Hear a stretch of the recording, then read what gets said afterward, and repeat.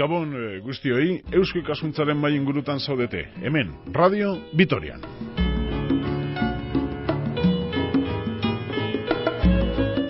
Gaur Armentiarantz zuzentzen ditugu gure begiak. Muy buenas noches y bienvenidos a una nueva tertulia de Eusko Ikaskuntza, Sociedad de Estudios Vascos en Radio Vitoria.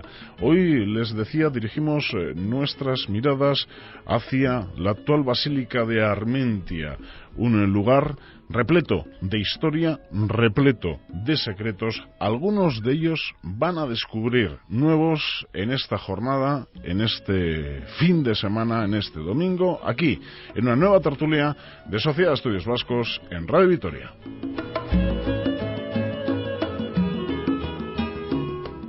Vamos con las presentaciones y antes de ir con las personas que están con nosotros en los estudios de esta casa, comenzamos vía teléfono con Paco Echevarría. Paco es antropólogo y médico forense de Aranzadi. Paco Echevarría, Gabón, muy buenas noches. Muy buenas, saludos. Los mismos. Y en los estudios, de momento, porque esperamos la presencia de Juan Ignacio Lasagabaster, con nosotros ya Agustín Azcárate, director de las excavaciones de Armentia. Agustín, Gabón. Gabón. Y Ander de la Fuente, arqueólogo y arquitecto responsable de este proyecto de Armentia, la Basílica de Armentia. Ander, Gabón, buenas noches. Gabón, Suberí. Bueno, Agustín, lleváis ya tiempo trabajando en la Basílica de Armentia. Algunos datos, algunas cuestiones seguro que se han quedado en la memoria de nuestros oyentes. Primera catedral de la actual Comunidad Autónoma Vasca. Esto de las fronteras es muy complicado trasladarlo de una época a otra, pero para que nuestros oyentes tengan una referencia. Lugar también muy unido a la historia del territorio alavés, el propio patrón, San Prudencio, origen de dicho personaje, y ahora nos encontramos con alguna novedad muy importante respecto a los trabajos que estabais realizando en la zona norte de la Basílica y los enterramientos que allí estaban. Sí, bueno, yo creo que de Armentia hemos hablado ya bastante. Y si a ti no te parece mal, yo creo que hoy, en esta tertulia, debería tener un protagonismo especial Paco Echevarría, porque precisamente yo creo que una de las sorpresas o novedades o temas que yo creo que tienen una profundidad histórica importante son los datos que están apareciendo en relación con patologías o intervenciones quirúrgicas o el tipo que fuere, en los que fueron enterrados en la Basílica de Armentia. Si quieres luego podemos comentar otras cosas, pero a mí sí que me gustaría, porque creo que tiene una relevancia importante, que fuera Paco el que de alguna manera liderara parte de esta tertulia. Paco, desde luego el interés tanto de los oyentes como de los invitados que están aquí con nosotros. Por cierto, ya con nosotros Juan Ignacio Lasagabaster, jefe del Servicio de Patrimonio Histórico Artístico de la Diputación Foral de Álava. Juan Ignacio, acabamos de empezar. Hola, tranquilo en ese sentido, porque donde nos ha situado Agustín es que se está trabajando y mucho en la Basílica de Armentia, pero que las principales novedades que debemos de aportar a nuestros oyentes nos las va a comunicar Paco Echevarría en esta tertulia de Sociedad de Estudios Vascos. Así que, Paco, sabíamos que había una serie de personas enterradas y que se estaba trabajando en esa zona de la Basílica. ¿Qué datos han aparecido? Porque, no sé, cuando nos comentaba Agustín, pues una serie de problemas físicos, de salud que podían tener esas personas enterradas, uno se pregunta, ¿pero todos los enterrados tenían alguna circunstancia de esas características? Bueno, todos los enterrados estaban muertos, ¿verdad? Eso es lo primero que hay que decir. Eso está claro. Está clarísimo, ¿verdad? Y es verdad también que hay una experiencia larga en el campo de la arqueología en cuanto a necrópolis. Pero en este caso concreto en Armentia, ya en la fase de excavación arqueológica, los propios arqueólogos se dieron cuenta de que al menos uno de los individuos tenía una trepanación craneal. Esto en sí mismo ya fue toda una noticia y es tan infrecuente la trepanación en nuestro contexto que ese mismo ejemplo, ese único caso, por así decir, ya sería de interés incluso como para que en el futuro pudiera estar en una de las vitrinas del Museo de Arqueología de Álava. ¿Qué es una trepanación? Una trepanación es la apertura del cráneo mediante una técnica, vamos a decir, quirúrgica, donde se recorta la piel del cuero cabelludo, se recorta también el hueso y se abre una ventana hacia el cerebro. Seguramente en aquel tiempo no se realizaban con intención de actuar sobre el tejido cerebral, como pasa hoy día en neurocirugía. Pero es verdad que en la actualidad se hacen trepanaciones y que las trepanaciones que se conocen desde el mundo griego a través de Hipócrates se justificaban en sus propias descripciones cuando una persona tenía un traumatismo, un golpe en la cabeza y dentro del cráneo se produce una hemorragia. Entonces, para liberar esta hemorragia era obligatorio hacer la trepanación. Y eso se hace hoy día también en cualquier hospital, en Vitoria, los neurocirujanos, en los equipos de urgencias, también se ven obligados a hacer trepanaciones. Y esto es lo que detectaron los propios arqueólogos en la fase de excavación, donde en el cráneo de uno de los individuos muy bien conservado había un agujero redondo que no hace falta ser médico ni especialista para darse cuenta de que aquello estaba hecho adrede. Y yo tuve la oportunidad de ver este cráneo porque Agustín y los miembros de su equipo nos invitaron a esta fase de exhumación de los restos, una vez de que ya había avanzado el verano del año pasado, y efectivamente, esto es un hecho objetivo. Así se extrajeron los restos. A continuación hemos empezado a principios de este año lo que es la primera revisión de los restos, que consiste en su limpieza, en su consolidación, restauración, y al ir manejando los huesos en directo, no solamente este esqueleto, sino de los muchos más que se han encontrado ahí, pues hemos ido viendo, para nuestra sorpresa, que hay más trepanaciones y que además hay bastantes lesiones de las que ahora mismo podremos hablar. Y esto para nosotros es nuevo, teniendo en cuenta que hemos visto muchas necrópolis y que sabemos lo que se ha publicado en muchos lugares, pues la incidencia de las lesiones que estamos viendo, o en sí mismo las 3 trepanaciones que ya han aparecido, pues son toda una sorpresa, que es lo que ha suscitado este interés actualmente entre toda la sociedad, y por eso se justifica también este debate. Paco, sé que los números no es lo más importante, pero también aporta sus datos de los esqueletos que estaban ahí en el subsuelo, en esa zona de la basílica, también intentando descubrir lo que correspondía a la catedral, a lo que se puede denominar catedral. ¿Cuántos esqueletos había? ¿Cuántos de ellos tenían alguna trepanación? Sí, vamos a ver, nosotros hemos visto hasta el presente 3 cráneos trepanados y 15 cráneos con lesiones importantes, Es decir, a veces cuando estudiamos los restos esqueléticos encontramos lesiones por enfermedades infecciosas o por artrosis o por tumores. En este caso lo que estamos viendo es que en el cráneo hay lesiones tan importantes que provocan cortes, para que nos entendamos, o pérdidas de hueso que abren auténticas ventanas y se parecen incluso a las trepanaciones, pero que están hechas por mandobles de lo que puede ser un golpe de espada tangencial, que por otra parte casi en la mayoría de los casos habrían matado al individuo, pero que en este caso concreto estamos viendo que han sobrevivido. Solamente uno de ellos, uno de los cráneos, no tiene signos de supervivencia. Esto lo juzgamos a través de la cicatrización del borde de la herida. Hay un cráneo que tiene 2 mandobles de espada, uno de ellos es una tajada profunda hecha lateralmente y que obviamente mató al sujeto de forma inmediata. Pero en los demás, estas tajadas hechas sobre la cabeza han sobrevivido, puesto que se ve la cicatrización. Y entonces esto nos introduce en un terreno interesante, ya no solamente en el aspecto histórico, sino también el de la historia de la medicina, y se puede trasladar a la sociedad también como una cosa, no sé, fuera de lo habitual con respecto a lo que hasta el presente hemos sabido. ¿Dónde está la principal virtud de este hallazgo? ¿En los símbolos de violencia que muestran esos esqueletos, en que estén donde están, enterrados, o en las propias técnicas de cirugía que se entiende se les aplicaba? Bueno, yo creo que es la oportunidad de tenerlo casi todo junto. O sea, que en la época medieval se producían lesiones y que había gente que moría en el campo de batalla, que le podían cortar el brazo de cuajo o que le podían partir en 2 el cráneo. Es una cuestión que todos nos imaginamos, aunque solo sea por haber visto algunas películas que han estado de moda o porque es lo que la historia mismo nos ha reflejado.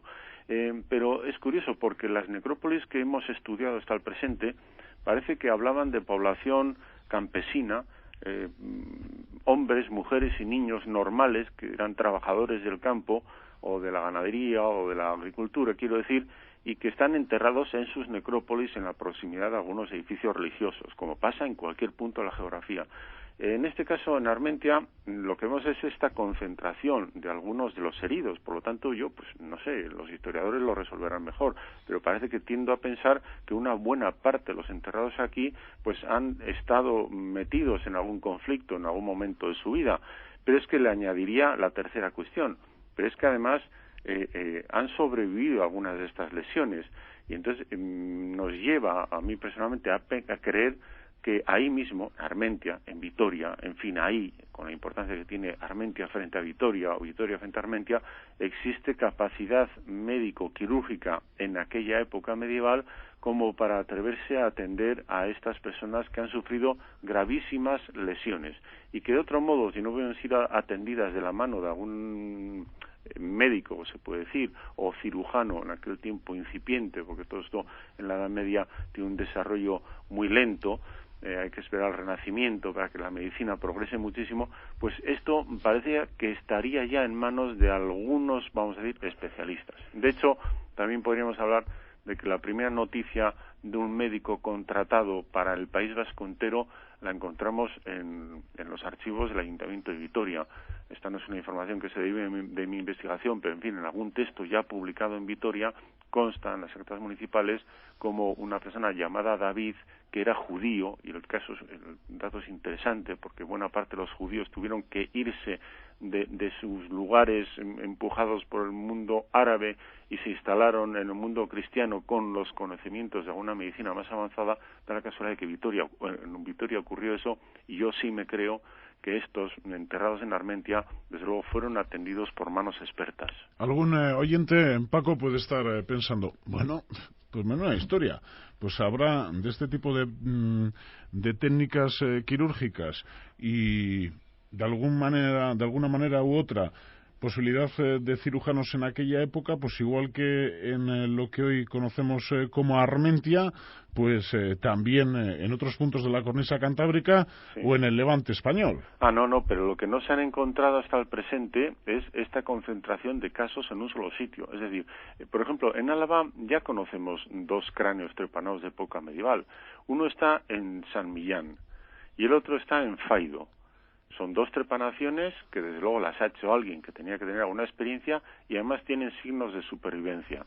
Pero no es que estén fuera de contexto, es que están en una necrópolis donde no hay más lesiones o no hay más interpretación de heridos de guerra. Es decir, incluso podríamos pensar que esas otras trepanaciones de Álava se habrían podido realizar con lo que fue también en aquel tiempo la magia. Porque se sabe que en la Edad Media pues muchos médicos eran medio magos y entonces a veces hacían como que estaban atendiendo una lesión y lo que hacían era un truco más que nada, ¿no? Entonces quizá tenía un fin simbólico, mágico, ritual. Esas trepanaciones me refiero. Al verlas aquí, en Armentia, un conjunto de trepanaciones con lesiones en el cráneo, ya parece que estas sí tienen un fin terapéutico o curador.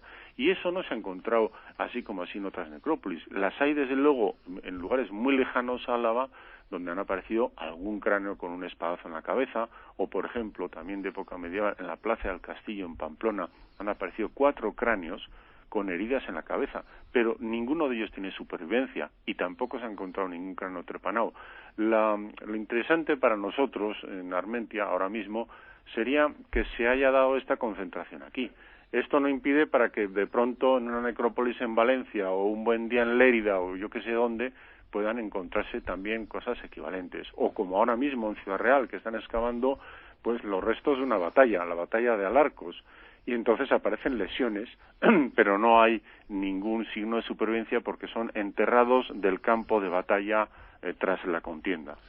Personas que vivían en un contexto de los siglos XIII, XIV, Agustín, por tener otra referencia, a escasos 2-3 kilómetros a lo sumo de Armentia, ya existía un casco medieval, el de la antigua aldea de Gasteiz, que tomó el fuero, por otra parte, en su día, pues años antes, en el siglo XII. En aquel momento, el núcleo de Vitoria-Gasteiz, ¿a qué calles correspondía? En siglos XIII y XIV, ¿qué núcleo de población existía?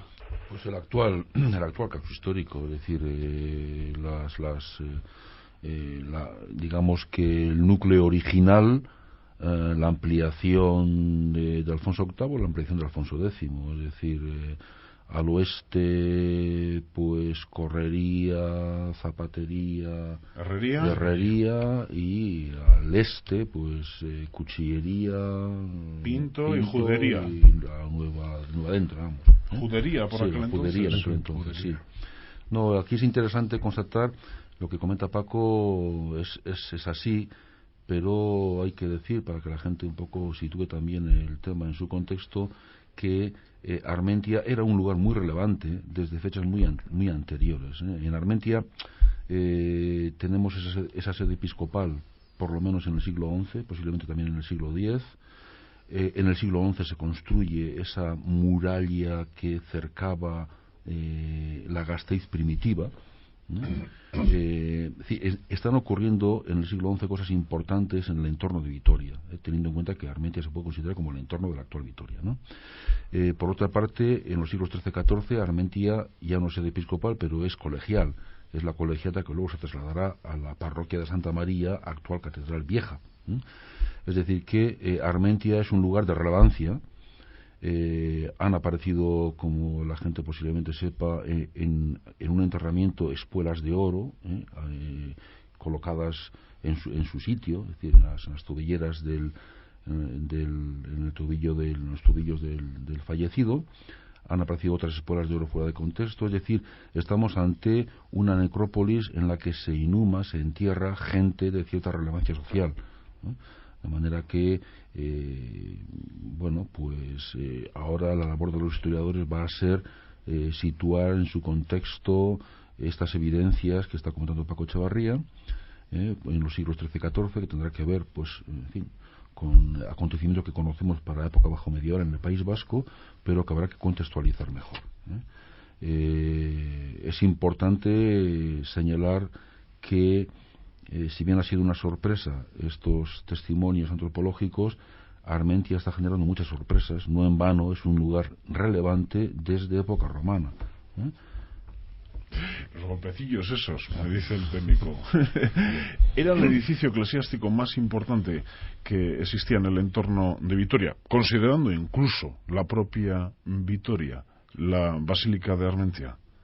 Pues en un momento determinado parece ser que sí. Siglos XIII sí, y XIV, siglos XIII y la XIV, Catedral de Santa María estaba en plena construcción de una parte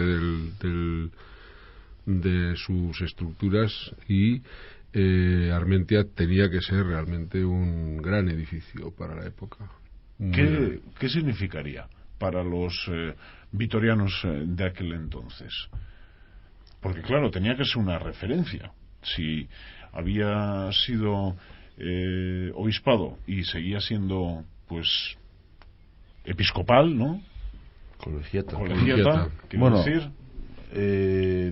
Armentia fue importante, luego sufrió un proceso de decadencia, quiero decir el lugar, ¿no? Y yo, con el tiempo, y en el siglo XIV, bueno, pues estaría colegial, estaría la iglesia, importante formalmente, constructivamente, pero Vitoria le robó rápidamente el protagonismo. Es decir, Armentia al final se convirtió en una aldeíta más de las que rodean el hinterland de Vitoria, ¿no? Pero en estas fechas en las que en Vitoria se están construyendo las actuales iglesias góticas que conocemos, pues obviamente la Basílica de Armentia, mucho más espectacular que la que ahora vemos, porque esto también lo sabe la gente. La actual Basílica de Armentia sufrió un proceso de, no sé cómo llamarlo, no de restauración, pero vamos, una intervención muy fuerte en el siglo XVIII que desfiguró la Yo imagen. creo que fue una reconstrucción posiblemente de un edificio que estaba semi-arruinado, incluso por las evidencias que hay de una gran intervención. Es decir, se eliminan muros enteros. Ni siquiera se quedó como oculto para el núcleo poblacional de Armentia? Sí, como sí, culto sí, sí, a pesar de ese estado ruinoso. Una iglesita rural, como muchas de las iglesias pequeñas, incluso alguna ermita que corresponden a iglesias de despoblados en Álava. Eso es algo muy frecuente. Estíbaliz también es un caso parecido, ¿no? De una iglesia notable con ahora lo vemos y parece mentira, pero Estíbaliz... Y bueno, pues Estíbaliz también tuvo su...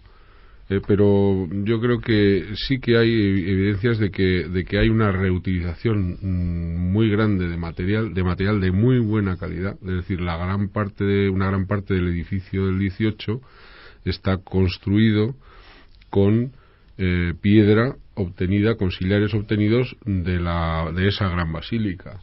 Incluso toda la reubicación de las esculturas que ahora vemos en el pórtico son los restos de unas portadas magníficas que estuvieron en su sitio y que tuvieron que ser espectaculares, ¿no? Quizás de las mejores que había en el territorio alavés, ¿no? Ander, cuando pensamos en un cementerio actual o en un cementerio no como el de Santa Isabel o El Salvador, sino un cementerio de un pueblo, de una aldea de la llanada alavesa, siempre ocupa los terrenos, o casi siempre, los terrenos cercanos de la iglesia, porque hay otros casos que el cementerio está a unos cuantos metros de la iglesia.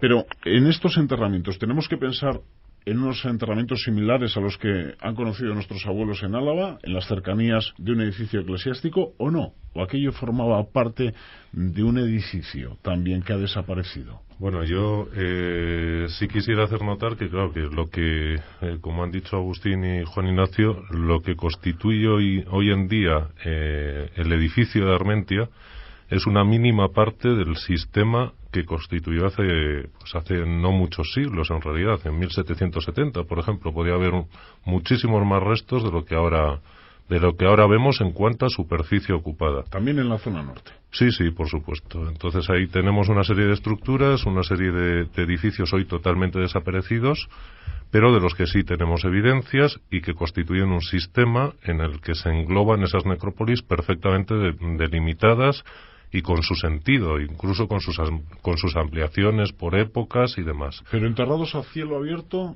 o no? ¿O dentro de un edificio? Sí, en principio a cielo abierto, pero no en espacios públicos, lógicamente, sí. Paco, bueno, pues con esas evidencias sobre la mesa, ahora, ¿cómo hay que trabajar todos estos datos o qué otras novedades se pueden aportar con el resto de cuerpos? Porque no sé si habéis llegado a todos. No, que va. Efectivamente, estamos solamente con lo que es la parte de la necrópolis norte, ¿no? Y nos queda, por lo tanto, el seguir abriendo cajas y limpiando el material. Nosotros lo que solemos hacer en estos casos no solamente es poner orden en cada uno de los individuos, en el sentido de qué partes del esqueleto están conservadas, cuáles hay que restaurar o consolidar, etcétera. A partir de ahí, entonces, confecciona un inventario, y este inventario es fundamental para lo que es la gestión del valor patrimonial que en sí mismo tienen estas muestras, pensando en lo que finalmente son, pues, la ubicación en museos arqueológicos, etcétera, es decir, una clasificación o catalogación.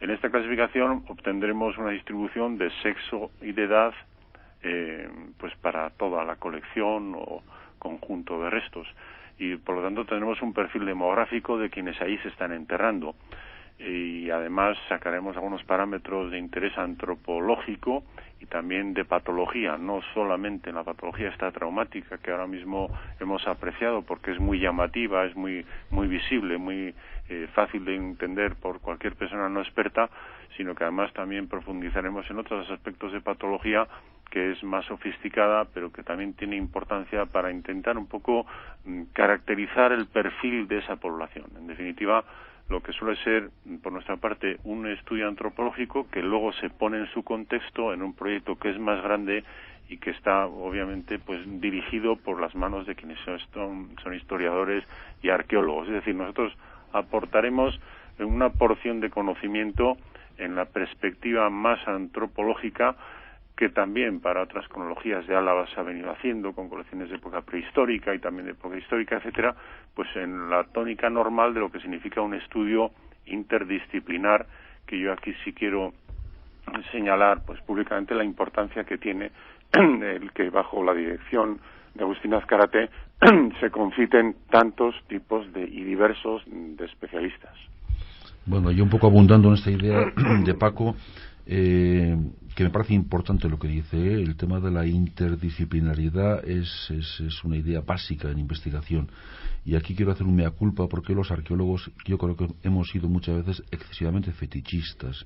Le hemos dado importancia, se le ha dado importancia, esto afortunadamente va desapareciendo, al objeto, cuanto más llamativo mejor, cuanto más musealizable mejor, olvidándonos pues muchas veces de otras evidencias también arqueológicas, como los propios esqueletos, como los restos de semillas, como los estudios de fauna, de flora, etcétera, que son absolutamente fundamentales, mucho más que muchos objetos muchas veces, para el conocimiento integral de la sociedad del pasado. Pero vosotros estáis enseñando esta forma de trabajo. Te lanzas una crítica, pero si alguien está mostrando a otros profesionales que hay que trabajar de esta manera, con todas las vertientes, sois vosotros, ¿no? No, pero yo digo esto desde porque, la catedral. Sí, digo esto porque en fechas recientes todavía, y no hace falta mencionar a nadie ni a ningún lugar, los restos antropológicos, los esqueletos de muchas excavaciones, pues o se recuperan de mala manera o se meten en cajas de mala manera. Hay museos que no les hace gracia que llenen sus almacenes con estos objetos a los que consideran de relevancia menor, y esto es un desenfoque, me parece que gravísimo. En la Catedral de Santa María, por ejemplo, pues ya estamos en torno al 1.000.000 de enterramientos. ¿Tiene alguna cuestión paralela o que se le parezca que sean en ambos enterramientos, aunque ya pensando, Agustín, en el caso de Armentia al norte, en el caso de Santa María al sur? ¿Pero esos enterramientos están ligados a la Catedral de Santa María o no? ¿O están ligados a un núcleo poblacional que estaba asentado justo en esa zona? Bueno, hay de todo, es decir, en estos 800 largos de enterramiento que tenemos en la catedral, algunos de ellos pertenecen a las dos iglesias anteriores, otros pertenecen a la catedral, una vez que se permite enterrar en el interior de los edificios religiosos a partir de la Baja Edad Media hasta el siglo XIX. Pero siempre ligados de una manera u otra a un edificio eclesiástico. Pero yo quiero insistir en el tema porque me parece importante, y si nos escucha alguna persona, pues en fin, que tome nota, ¿no? Porque los testimonios antropológicos son tan o más importantes como las espuelas de oro, por mucho que nos fascinen las espuelas de oro y en una vitrina queden estupendas, y en ese sentido los estudios de paleodemografía, paleopatología, etcétera, son claves para comprender, como digo, integralmente una sociedad del pasado. Paco, ¿cómo sería por aquel entonces el proceder de un cirujano? Hoy en día tenemos hospitales y medios para llevarnos rápidamente al hospital. Claro, allí dentro de lo que es un quirófano, que la verdad no soy para nada especialista ni quiero serlo, hay una serie de herramientas con las que se trabaja. Existen las anestesias, gracias a Dios. Por aquel entonces, ¿cómo sería? Bueno, pues vamos a ver. Había quizás una diferencia entre quien era médico y quien era cirujano. El cirujano era parecido a un barbero, y el barbero, era cirujano, pero podía curar también un animal, ¿no? Mientras que el médico parecía que tenía una formación más de aprendizaje y de lectura, aunque entonces no. ¿Qué miedo me has dado con lo del cirujano? Sí, claro. Bueno, y fijas, hoy hasta nuestros días llega la idea de la medicina y cirugía. Nuestros licenciados en la Facultad de Medicina, de la cual yo soy profesor, hasta hace poco eran licenciados en medicina y cirugía. Hoy día son licenciados en medicina. Pero parecía que existían como estos dos mundos, un poco separados, que tienen una tradición antigua. Pero es verdad que la medicina de época griega y romana pues logró muchísimos avances, y hay unos textos fundamentales que luego se han transmitido a lo largo de la Edad Media. Pero en el mundo alto medieval ahí se produce como un adormecimiento de la medicina, es decir, no prosperó mucho. Y sin embargo, si hay alguna influencia positiva en ese mundo medieval, viene del ámbito árabe, para entendernos. ¿Y qué pasaba entonces? Pues que los médicos eran personajes no formados en ningún centro académico, ni universidad, ni nada parecido. Eran personas que eran medio magos y medio médicos. Algunos de los médicos que estaban en el mundo cristiano procuraban curar a las personas más por rezos ante un santo que por alguna medida terapéutica, aunque es verdad que se podían dominar los emplastos, las hierbas y algunas recomendaciones, pero de una manera muy pobre, y quienes se atrevían a actuar sobre los heridos o los fracturados, etcétera, como pueden ser en este caso los cirujanos, claro que contaban con una instrumentación, eran unos médicos, por así decir, más atrevidos, y esta instrumentación quirúrgica pues es conocida incluso desde época romana. En Álava hay testimonios, se han encontrado ya varios objetos médico-quirúrgicos en algunas de las excavaciones del mundo romano, y son instrumentos de cobre o de hierro al estilo de lo que puede ser una navaja, un cuchillo, una sierra, unas pinzas, que van incluso metidas en una especie de estuche, que el cirujano llevaba encima porque iba pasando de un sitio a otro, moviéndose un poco, atendiendo a unos de estos heridos. Cuando nos planteamos, pero ¿cómo es posible que no se murieran tras un mandoble en la cabeza que le ha cortado una parte de la piel, incluso parte del hueso, ¿no? Cosa que hoy día ya sería una lesión grave, de preocupar al cirujano actual. Y de los 3 casos, 2 sobrevivieron, de los dos que habéis sobrevivieron visto. a la trepanación quirúrgica, efectivamente, pero incluso me refiero a los mandobles de espada. En los demás ejemplos hay que también darse cuenta de una cosa, y es que el organismo es inteligente y el cuero cabelludo está muy irrigado, es la parte de la piel que más irrigación tiene. Esto está pensado para que precisamente cuando se produce un golpe, pues sangre mucho. Sí, es verdad que esto alarma, el que sangre mucho una herida en la cabeza, pero eso favorece su cicatrización. Entonces, si el cirujano es un poco espabilado, en el sentido de que libera los trozos de hueso que se han roto, del mandoble en la cabeza, del espadazo o del hundimiento del cráneo, porque uno de ellos tiene un hundimiento en la cara, quita las esquirlas de hueso y se preocupa de colocar la piel, la parte del cuero cabelludo, más o menos tapando lo que es la herida, y a continuación pone un emplasto ahí, digamos que el organismo a continuación está en buenas condiciones para intentar cicatrizar aquello. Hombre, la cicatriz en la piel sería espantosa, no cabe la menor duda, pero también se resuelve el problema de esta manera, y cuando nos parece que es una lesión que tiene que matar obligatoriamente, pues daría la casualidad que en el cuero cabelludo, ahí en el mismo hueso craneal, hay más capacidad de cicatrización que en otras partes del organismo, porque en el fondo el organismo lo que está es preservando el cerebro, que es lo más importante de su propio organismo, ¿no? ¿Y anestesia? Anestesia... Porque esto duele. No, claro que duele, pero la anestesia no existiría. Lo que pasa es que el concepto de dolor entonces es muy diferente al de hoy. Hoy día causamos baja por una molestia que en nuestros abuelos sería inconcebible, ¿no? Y en aquel tiempo había más capacidad de sufrimiento. Y si tenían algún truco en el sentido de lo que puede ser parecido a una anestesia, sería a través de la narcosis, con algunas plantas, como pueden ser las del opio, etcétera, que se conocen en el mundo árabe, pero que yo no me atrevo a decir que ya en Álava eran de dominio entre los especialistas. Es verdad también que algunas de estas personas, tras un traumatismo craneal, sufrirían una conmoción cerebral, es decir, estarían no en coma, pero con la conciencia perdida, y en esa situación es más fácil actuar sobre el individuo, que ni se mueve, ni se agita, ni nada. Porque, Juan Ignacio, en cuanto a edificios, en ese casco medieval del que antes hablábamos, de Vitoria-Gasteiz, ¿hay registrado algún edificio siglos XIII, XIV que pudiera ser un lugar de cura, una especie como de hospital? No hay ningún indicio, no. Los edificios del 13-14 arriba corresponden a la época de finalización de la muralla, cuando estaría comenzándose la ampliación ya con lo que sería la iglesia fuerte, por decirlo así, sobre la que se construye después la iglesia en la catedral de Santa María.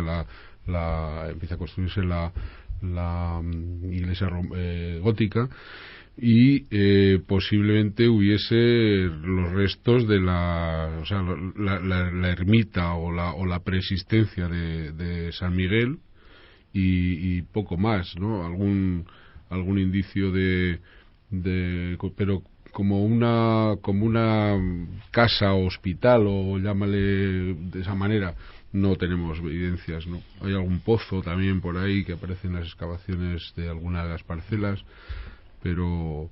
Oye, pero permitidme una cosa, yo como guipuzcoano, además, yo me imagino esa Vitoria como, vamos a decir, como un núcleo urbano importante de los que hay al norte, ¿no, Agustín? Sí, o sea, Pamplona, sí, pues sí. también, pero quiero decir, yo soy de Guipúzcoa y no me imagino el pueblo en el que nací en aquel tiempo como una entidad relevante, todo lo contrario, serían 2 casas y un núcleo disperso. Sin embargo, Vitoria ya en aquel tiempo es una ciudad, es un punto de alguna importancia y por lo tanto tiene que tener su atractivo, su tirón, en el sentido de que quienes obviamente como médicos se mueven buscarían ubicarse con más interés en un núcleo urbano organizado y desarrollado que no entre 4 casas en una aldea guipuzcoana, ¿no? Te contesto yo un poco, soy Juan Ignacio. Mira, en ese momento yo estoy haciendo precisamente una reflexión sobre lo que supuso en un núcleo tan reducido en principio la propia construcción o la decisión, supongo que por parte de la monarquía navarra, de hacer un recinto amurallado. O sea, el hecho de tener una, por decirlo así, desproporcionada dimensión ante el núcleo que estaba persistente ahí, que sería la aldea de Gasteiz, hace pensar que los recursos que se destinaron a esa construcción, yo creo que generaron realmente la propia actividad de la ciudad. Es decir, era un núcleo pequeño, pero la construcción misma de la muralla tuvo que ser un esfuerzo de tal calibre que concitaría una serie de reunión de esfuerzos de medios auxiliares, lo que son todo el transporte de los canteros, el transporte de las maderas, de los apeos, de todo ese sistema. Que era un punto estratégico. Y claro, ese era un punto de mercado, era la decisión de hacer una zona fronteriza de mercado, que es lo que sabemos ahora, y hacerla, digamos, defensivamente viable. Arasur. Un Arasur en pequeño, sí, para la época, exactamente. Podría ser. Y Pero, claro, la actividad de todo el pueblo estaba centrada en la propia construcción de esas infraestructuras, ¿no? Pero se preguntarán los oyentes ahora, ya abriendo quizás más el tema, aparte de los enterramientos, ¿ustedes qué pretenden en la Basílica de Armentia, Agustín? ¿Qué pretenden? Porque en la Catedral de Santa María está claro, salvar el edificio. Aquello, si no, pues tenía muy mal futuro. Y salvando el edificio se encuentran con la historia de la ciudad, de aquella antigua aldea de Gasteiz. Y además de todo ello, pues en la catedral se unen diversos momentos importantes, muy importantes de la historia luego de lo que ha sido Vitoria-Gasteiz. Pero, ¿y en Armentia? ¿Qué pretenden? Es que la pregunta, aunque es inteligente, igual no está bien enfocada. No, seguramente que ni inteligente ni bien enfocada. No, quiero decir que, bueno, es que esa pregunta nos la han hecho más de una vez y yo creo que responde a una concepción utilitarista de las cosas, ¿no? Muy pragmática. Utilitarista, además, y con todo respeto, en el peor sentido del término. Es decir, pero ya sabes que está hecha desde la mayor de las inocencias, Agustín. Lo sé, Isma. Pero efectivamente, si la catedral estaba cayendo, es lógico que se gaste dinero para que no se caiga. Pero ¿por qué estáis gastando dinero cuando Armentia aparentemente... Sabes que por ahí yo no voy, ¿no? Sí, lo sé. No tiene necesidad de intervención. Bueno, en la catedral, efectivamente, el primer objetivo fue estructural, pero pronto nos dimos cuenta que para responder a la catedral desde sus problemas estructurales había que recuperar el prestigio que la catedral había perdido, es decir, recuperar su contexto. Luego nos dimos cuenta que todo eso había que hacerlo puesto que trabajamos con dinero público de cara a la sociedad. Luego nos dimos cuenta que todo eso generaba una investigación, un I+D importante. Luego nos dimos cuenta que todo eso es un activo económico importante para la ciudad y para el turismo y para el desarrollo socioeconómico. Es decir, que el patrimonio, nuestros monumentos, no son cosas que hay que cuidar, hay que evitar que se caigan, sino que son memoria, son lugares de uso y además son activos económicos. Activos económicos. Y Armentia, exactamente igual. Armentia es quizá el lugar de Álava más importante desde el punto de vista de la memoria histórica. Mucho más que la catedral, mucho más que Vitoria y mucho más que otros muchos lugares, por todo lo que hemos venido comentando. Y era un lugar olvidado, un lugar que de alguna manera olvidado, y quiero decir como lugar de memoria. Los alaveses conocen Armentia porque hay unas campas estupendas, porque ahí se celebran las fiestas del patrón, y porque hay un festival de jazz, y porque es bonita y se toma el sol en Tobles. Y sin embargo Armentia es mucho más que todo eso. Es mucho más que todo eso, y no es correcto desde mi punto de vista plantear la cuestión en términos de si se cae o no se cae, sino qué importancia tiene para la sociedad como lugar de memoria y qué proyección puede tener de cara al futuro desde el punto de vista cultural y, por qué no, también económico y turístico. Porque, Ander, yo creo que en el caminar que tiene un proyecto de estas características siempre quedan muchos misterios por descubrir, pero no llega un momento que uno sabe, bueno, hemos abarcado, o por lo menos prácticamente hemos tocado todo lo que podíamos tocar respecto a ver físicamente. A partir de ahora quedan muchas cosas por descubrir, pero no nos vamos a encontrar con la gran sorpresa. ¿Ha llegado a ese punto la Basílica de Armentia o no? ¿O todavía creéis que tenéis que abarcar puntos en ese espacio físico que ocupa en la actualidad a los que todavía no habéis ni siquiera tocado? Bueno, afortunadamente no trabajo con Indiana Jones, trabajo con un equipo de arqueólogos que no buscan la gran sorpresa, sino que lo que buscan es mucho más importante, que esa gran sorpresa, objeto de vitrina en el caso de Paco, por ejemplo, pudiera ser, o en el nuestro un gran edificio, o un detalle de este tipo. Lo que buscas es la comprensión de la sociedad que había detrás de todos esos hallazgos. O sea, estamos hablando, Paco nos ha descrito muy bien la importancia que tendría en cuanto a evento social, a cultura que se desarrolla. Estamos hablando de judíos, de presiones sociales para que esa gente se desplace, de intercambio de culturas.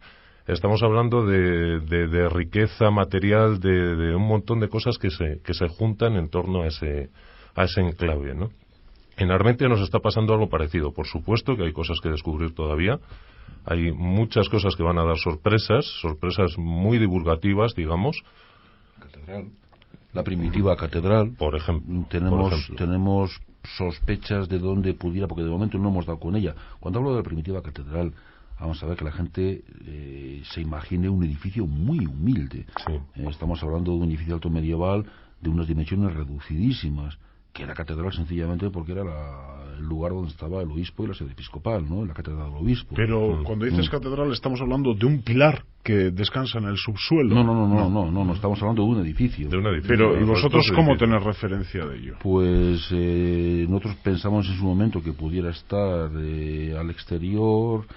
Al exterior no ha aparecido nada respecto, bueno, ha aparecido alguna cosita, pero hay digamos, indicios que nos permiten sospechar, imaginar, yo creo que con un grado de probabilidad alto, que pudiera estar en la zona norte de la actual basílica, donde está el crucero norte, donde está la sacristía, el museíto actual de la basílica. ¿Cerca de estos enterramientos? Efectivamente, sí. Muy cerca. Entonces, bueno, pues uno de los objetivos precisamente de la campaña del 2006, luego antes de terminar, si quieres que comentamos un poco el plan director y las perspectivas de futuro, es precisamente seguir investigando en algunos puntos que quedan por resolver, y uno de ellos es certificar la existencia o no de este pequeño edificio anterior a la basílica, que sería la primera catedral, como decías antes, de la Comunidad Autónoma del País Vasco.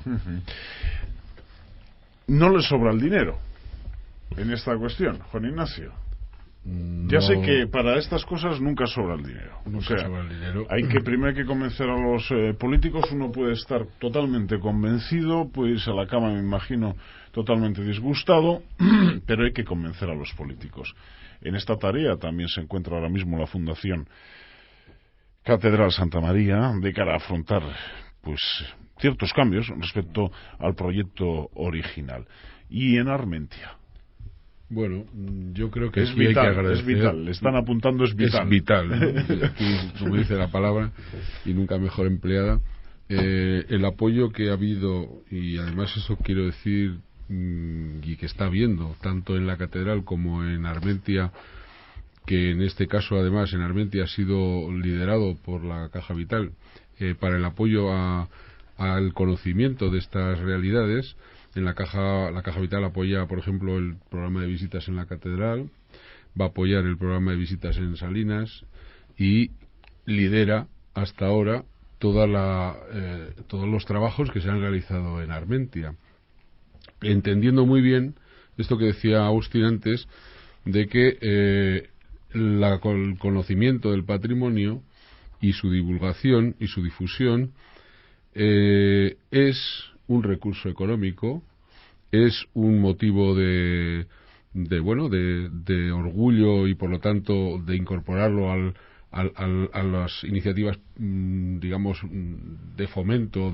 o publicitarias de una entidad como la Caja Vital, y además de hacer una labor social como uno de los leitmotiv de la fundación. Pero necesita un mayor compromiso aparte de esta entidad. Bueno, yo creo que el compromiso de la Caja Vital, desde luego, ha sido, para mí es un caso excepcional en este sentido. Son 2 años sin él imposible de arrancar. La Diputación en estos momentos, pues bueno, está en otras historias y posiblemente tarde o temprano podría haber entrado en esta iniciativa, pero desde luego no en estos momentos. ¿Y el Vaticano?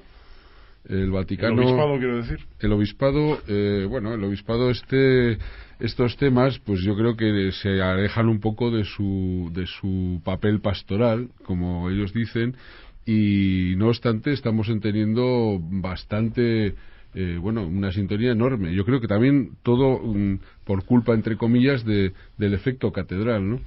Nunca creo que ha habido más proximidad comunidad de intereses entre las instituciones, incluida el obispado, para considerar la conservación de su patrimonio como algo importante.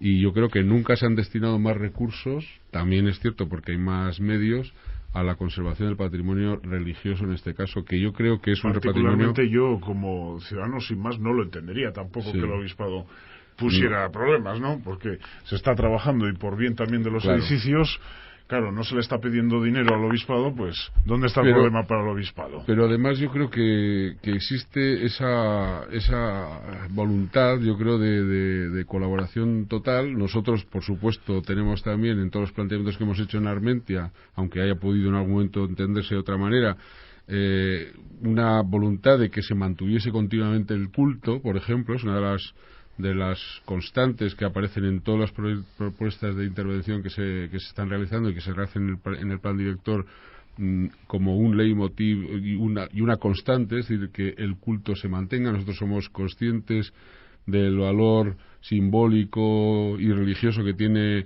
el uso de la actual basílica. Hombre, el párroco también sus presiones ya habrá tenido, ¿no?, por parte de algunos. Bueno, el párroco lógicamente cumple su función, que es que las funciones parroquiales no se interrumpan, ¿no? Entonces ahí está. Que si quiero fotos aquí, que sí, porque por esta puerta no puedo entrar. Peor eran los padres de las novias cuando había una boda y te decían que no querían hacerse la foto con los andamios, como me ha pasado a mí alguna vez cuando hacíamos una obra en Armentia, ¿no? Pero bueno, eso yo creo que forma parte del currículum y además hasta del anecdotario de las... Un cráneo, para que se lo saque con el cráneo. Por eso. Pero no lo entendía, no lo acaban de entender. Sí, un poco por continuar con lo que dice Juan Ignacio, en este momento la situación está de la siguiente manera. Caja Vital durante 2 años financia al 100% todo lo que se ha hecho, investigación, visitas, promoción, medidas auxiliares, etcétera, etcétera. En este momento se entrega el plan director. El plan director es una propuesta abierta, pero que necesita de cofinanciación.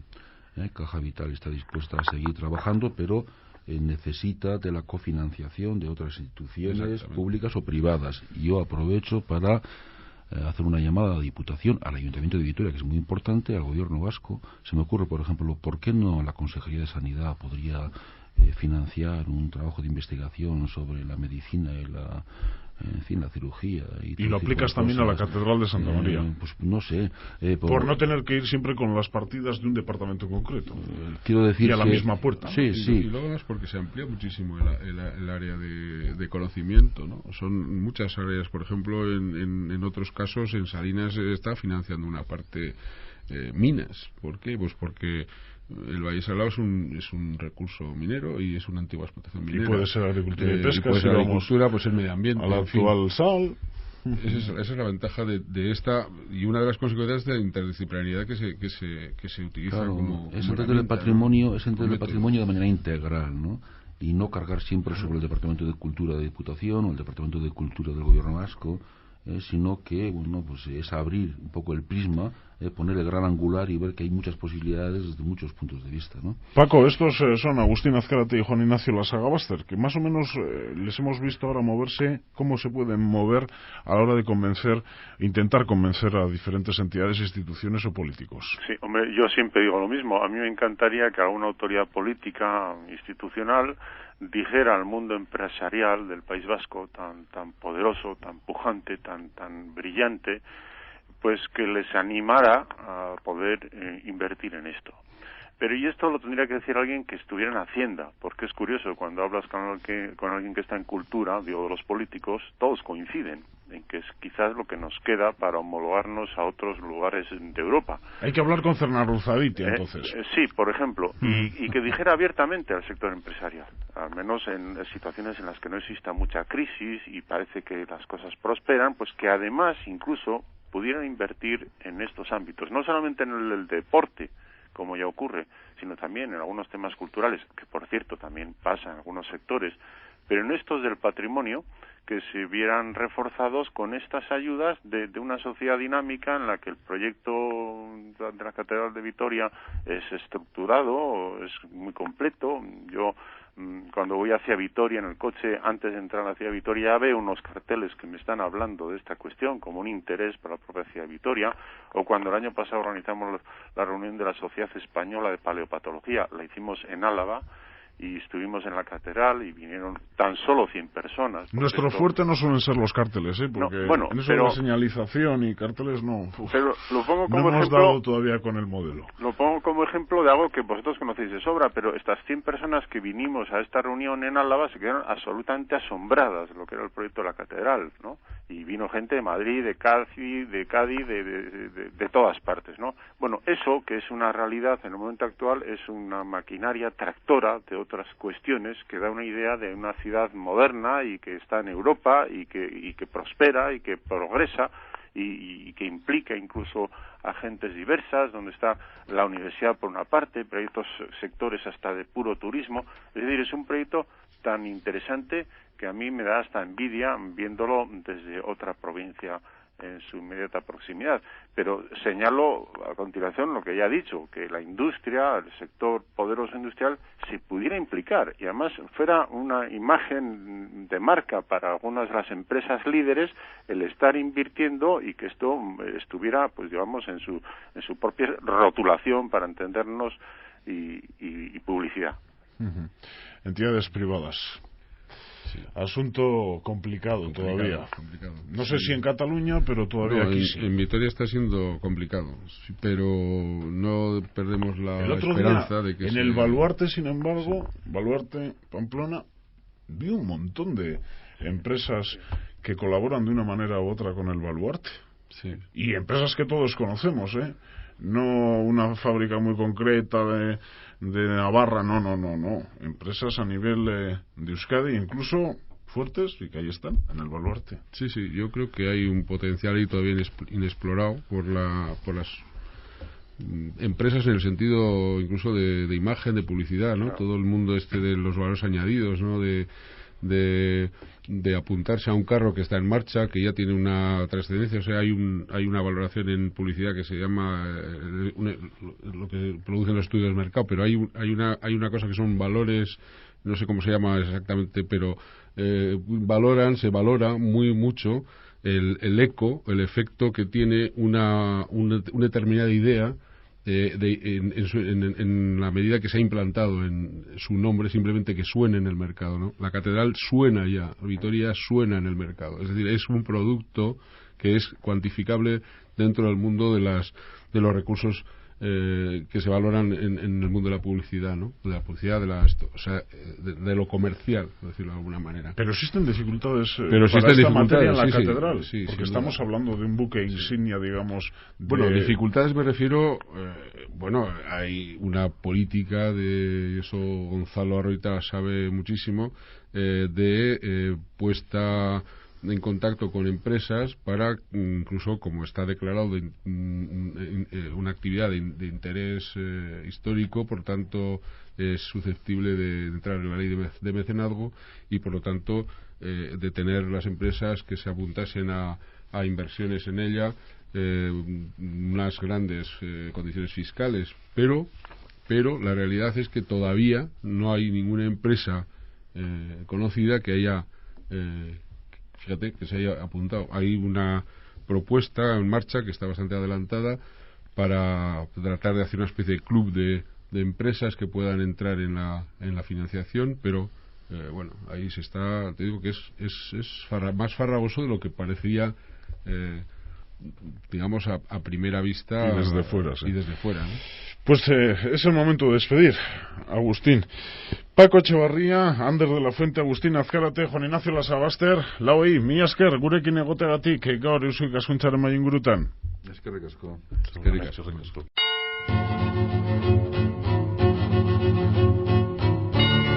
Para cualquier duda, sugerencia y demás, Eusko Ikaskuntza tiene su sede en Vitoria-Gasteiz, en la calle San Antonio, número 41.